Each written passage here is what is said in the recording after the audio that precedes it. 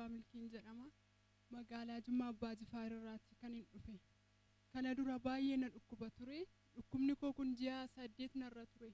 Inni na dhukkubu kun immoo morma kootti ol na marata.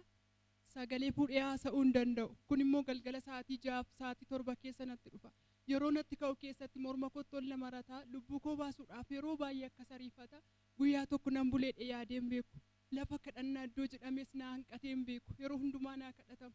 Yeroo naa kadhatame sana keessatti immoo ittuu baay'achaa natti dhufa. Kadhannaan yeroo baay'atu ittuu baay'achaa natti dhufa. Sana booddee abdii koon kutadhe bakka ani du'uu kooti Waaqayyo kanaan sababa godhee na fudhachuuf immoo jedhee baay'ee yaadda'a ture.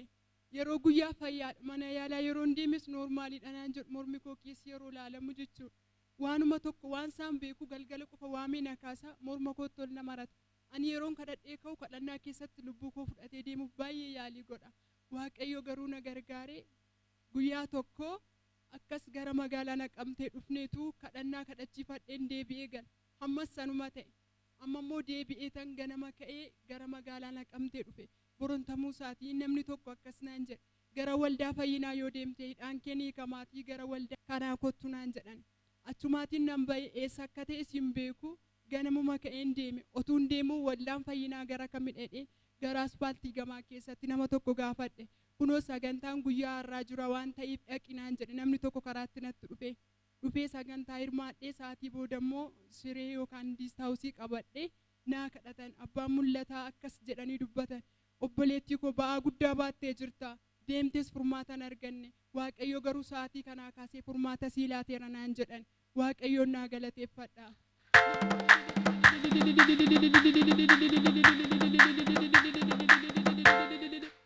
Ituu asin nufiin dura baay'ee cinqamtaa keessi cinqaa qoonqoon keessi dhukkuba wantoonni adda addaa mallattoo adda addaan sirratti ta'u turanii meetu iddoo kana dhuftee fayyinni kun siin ta'in dura mallattoon dabalataa adda addaa wanti si rakkisu wanta nyaachuu si dhowwu jira? Eeyyee wanta dhadhaa qabu nyaadhu zayitii nyaadhu barbaree nyaadhu.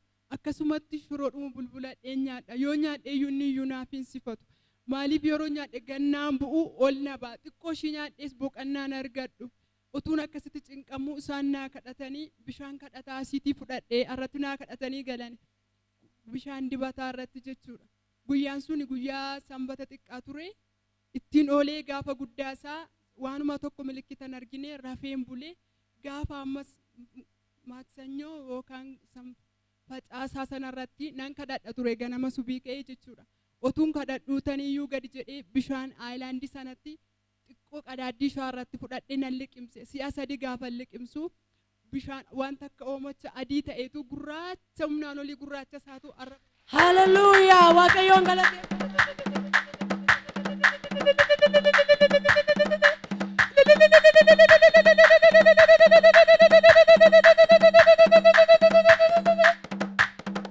Bishaan dibataa dhuguu keetiin mallattoo kun si keessaa ol ba'e? Na keessaa ba'e boo'ee Waaqayyoon galateeffadhe. Erga Waaqayyoon galateeffadhee ka'ee booddee itti deebi'ee zayitiis midhaan hundumaa nyaachuun jalqabe. Yeroo nyaadhee ka'u booddee ammas galgala isaa nan dhuge. Galgala isaa ammas si'a 3 akkas buuseen dhuge. Si'a 3 ammas na keessaa ba'e. Isa xumuraa irratti ammas ganama barii ka'een dhuge. Gaafan dhugu kanaa koo keessaa garaa koo dudda koo keessaati otuu na gubuutu mataa koo keessaan dafqina ba'e. Yeroo sanaa kaasee ammas wanti gurraachi sunii fi wanta akka eegee qaban gurraachota ta'aniitu na keessaa ba'anii turan. Erga sanaa kaasee rafeen bulee.